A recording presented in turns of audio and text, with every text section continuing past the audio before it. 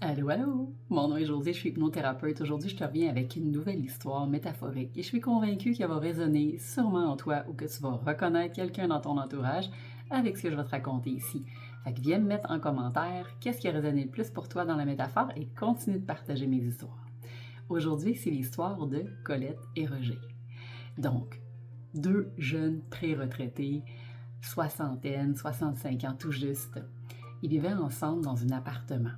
Tu sais, ce genre de grand immeuble où il y a beaucoup de logements, des portes, des voisins et souvent bien des choses à se raconter sur les étages. Il y a beaucoup d'habitudes ancrées dans ce genre d'appartement. Donc chaque matin, Colette et Roger avaient leur propre routine. Souvent, Colette se levait plus tôt le matin pour préparer le petit déjeuner, le café, s'assurer que son conjoint ait vraiment tout qui soit prêt le matin. Ce qui est intéressant dans ce petit rituel, c'est que très souvent, les mêmes commentaires revenaient, mêmes habitudes.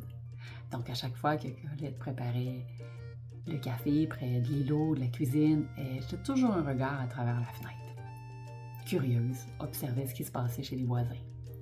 Puis un bon matin, un peu comme à l'habitude, Colette regarde par la fenêtre, mais cette fois-ci un peu estomaquée. Elle dit « Roger, tu devineras jamais, viens voir l'autre côté ce qui se passe. » Fait que Roger se lève, encore une fois, puis vient regarder par la fenêtre.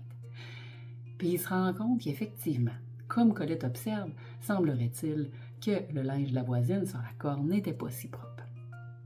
Et là, celle-ci s'exclame, mais quelqu'un va lui dire, elle a un problème avec sa machine à laver. Immanquablement, le grand soupir de Colette. Ça se peut-tu mettre du linge sale sur la corde? Puis là, jour après jour, c'est un peu la même routine qui s'installe.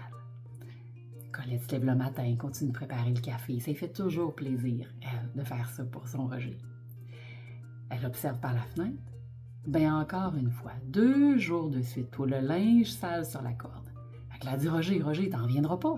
Viens voir par la fenêtre. Regarde, juste là. Il y a quelqu'un qu'il va falloir qu'il dise à la voisine qu'elle a vraiment un problème avec sa laveuse. Roger regarde à son tour, il hoche la tête. Il se maintient de commenter, puis il va se rasseoir. Il écoute, il observe, il laisse passer. Puis un bon matin, le week-end, Roger se dit que cette fois-là, il va faire plaisir à sa Colette. Fait qu'il se lève plus tôt. Il prépare le petit café, il fait son petit déjeuner favori, il regarde par la fenêtre. Et là, il y a quelque chose de spécial ce matin-là qui se passe. Colette est bien contente que Roger ait préparé tout ça pour elle. Mais elle va se préparer, va proche de l'évier, regarde par la fenêtre. Voyons! Roger! Surprise de ce qui vient de se changer, de se transformer là.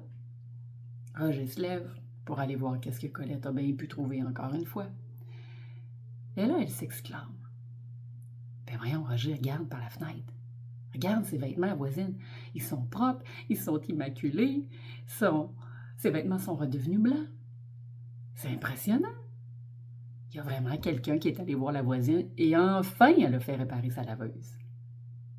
Et tu sais ce qui est intéressant? C'est qu'à ce moment-là, Roger, il s'est contenté de sourire doucement, puis de répondre calmement à sa Colette chérie. C'est pas la laveuse, la voisine qui a été réparée. C'est simplement moi, ce matin, qui s'est levé plus tôt pour te faire plaisir et aller laver la vitre de la fenêtre.